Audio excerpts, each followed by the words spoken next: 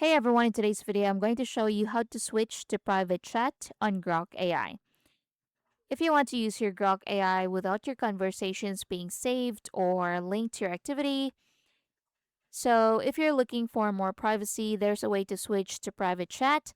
And in this video, I'll show you exactly how to do it.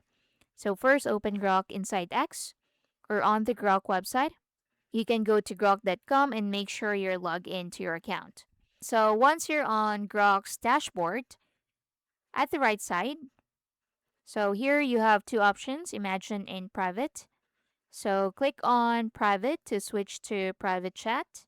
And just like that, it is now switched to private chat. So it will say right here, this chat won't appear in your history and will not be used to train models. Now, if you want to switch back to the default chat, you can just click on private again to switch to default chat.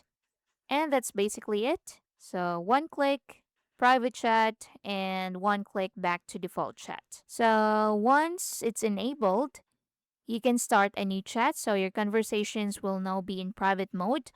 So that means chats won't be stored long term and they won't appear in your history, and you have more control over your data.